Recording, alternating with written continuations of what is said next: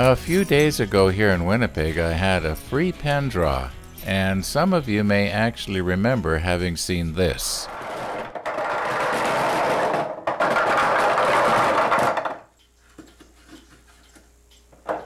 Okay, so number 7, you know who you are. You're the grand prize winner. Number 7 is, Jonathan. Congratulations, Jonathan. Now, number 7 was first prize, and first prize was this, that you get to choose what kind of pen you would like me to make. I had shown several different types of pen kits and several different blanks. There's probably 100 or more combinations that a person could have chose. And Jonathan, who is number 7, he chose this.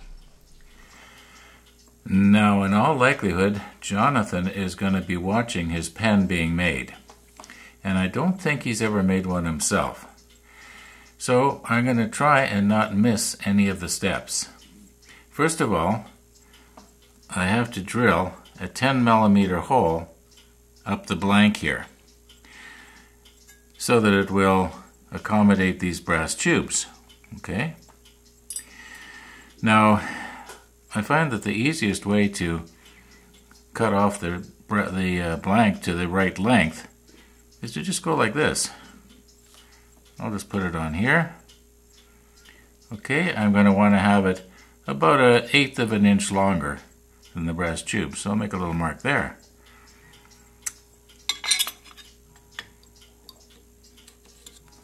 And I'll just score it. Okay, now I have to allow for the width of the blade, which on my table saw is about, another 1/8 of an inch or so, a bit like that. Now this brass tube here is a little bit shorter. This is the one for the cap.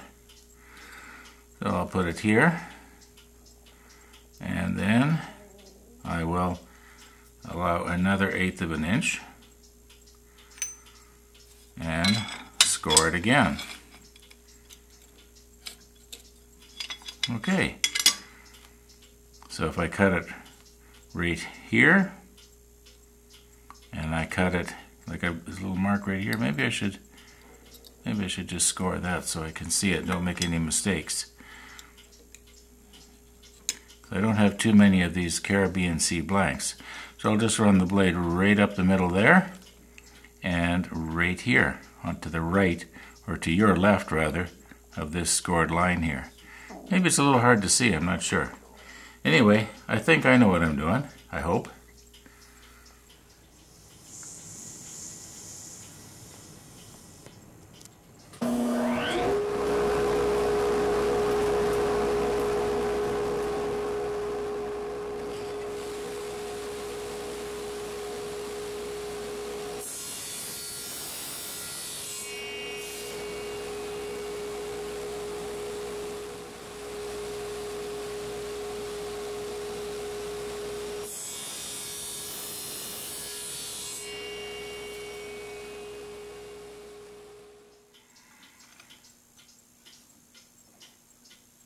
Okay, that's pretty good. Now get the holes drilled. This is what's known as a self-centering pen blank vise. Now I've adjusted everything here so that when the drill bit comes down as far as it'll go, it almost gets to the bottom here, but not quite. Just going to lock it in place. Now I'm carefully going to bring the jaws up and clamp onto the bit, just snug. And the idea of this little block of wood is my idea. It takes the slack out of this thing so that there's absolutely no error later.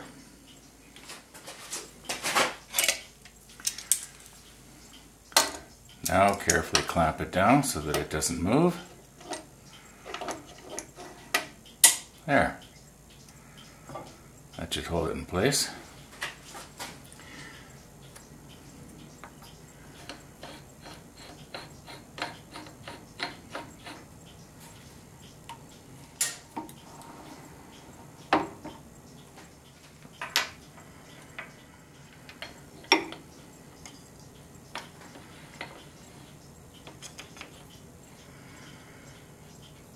Now the idea of this little piece of wood here is so that when the drill bit gets all the way and breaks out the other side, it will cut out instead of push out.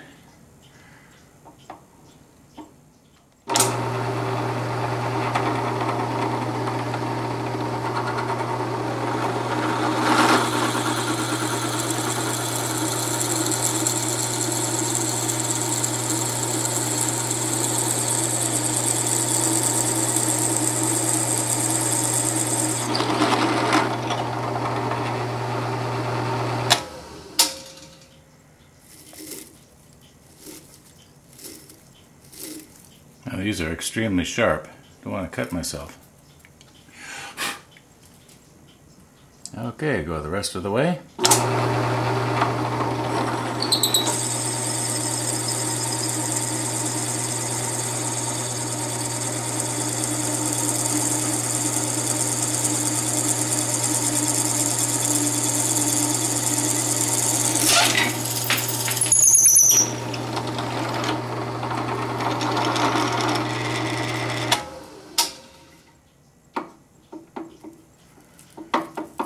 Well, that didn't work exactly as planned, but it did work.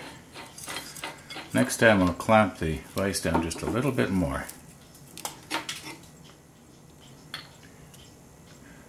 Anyway, you can see here, the hole is right down the center.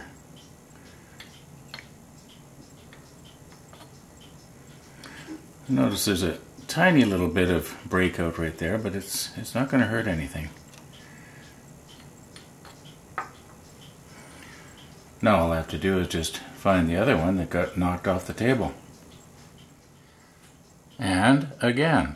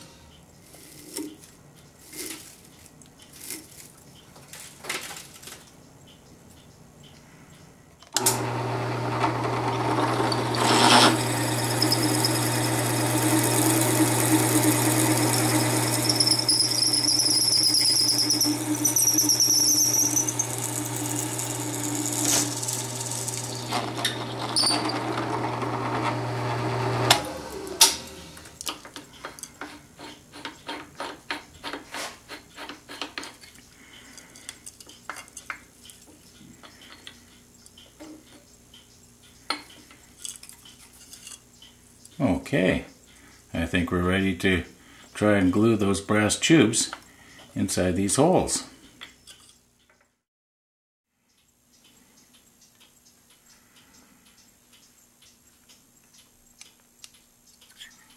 Now here you can see this is a really nice fit. Now these have to be glued in. And the easiest way to glue them in is to use CA glue. In other words, crazy glue.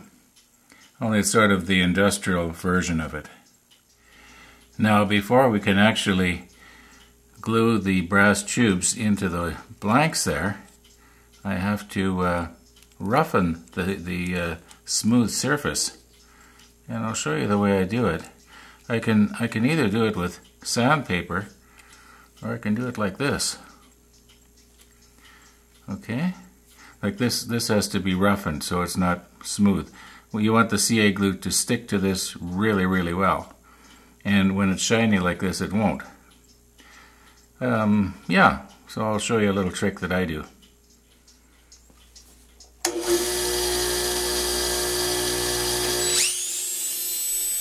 Now, I actually did a test about 2-3 months ago, and I found that roughing the brass tubes like this is just as good, if not better, than using sandpaper, and it's probably 10 times faster.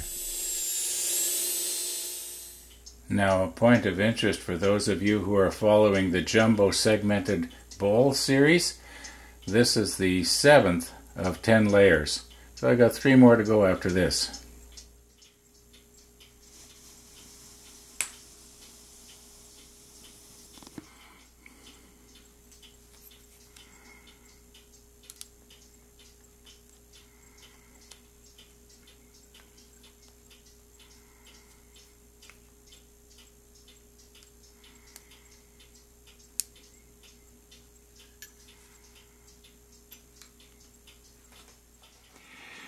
Now this is base plate wax.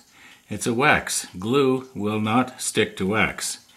So it's very important that you get the residue off the end, because when you puncture through, there's probably about a 32nd of an inch up the brass tube that's got the wax stuck on it.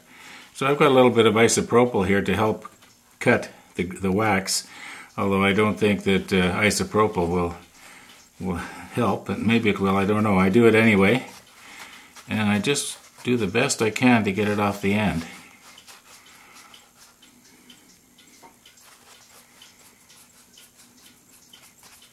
It's always worked in the past anyway, and it's not like this is my first pen.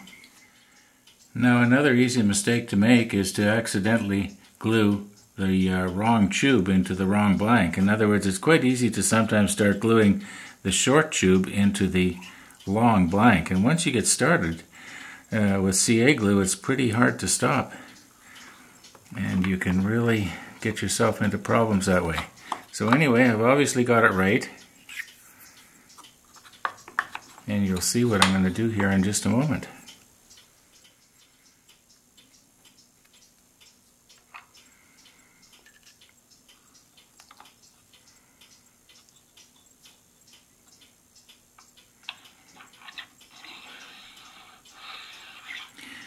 Okay, now it's a good time to explain what that base plate wax is actually for. The idea is you want to get as little CA glue on the inside of your brass tube as possible, because it hardens really hard and it's hard to scrape out of there afterwards. So if you can keep it as clean as possible, that's the way to go. And we are ready to start gluing this in.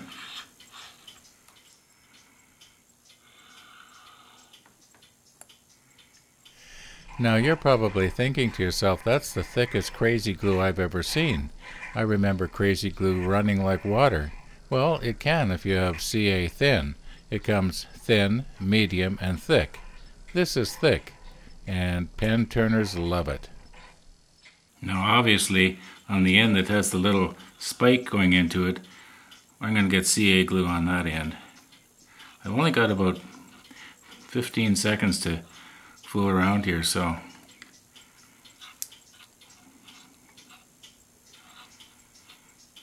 I'm going to take a curing agent and I'm going to spray on this end here. Now it's going to start setting up right away. Now hopefully when I pull this out, the elastic band is going to help to remove a lot of the CA glue that got in there. This elastic band is probably useless now. And for a change, I didn't get it all over my fingers. Anyway, in about 2 minutes, this is all going to be hard. Okay, Jonathan, next thing we have to do is trim down the ends of those blanks, put in the bushings, put everything onto a mandrel, stick it on the lathe, and make everything nice and round. But that's going to have to be tomorrow. Getting kind of late here. So we'll see you tomorrow.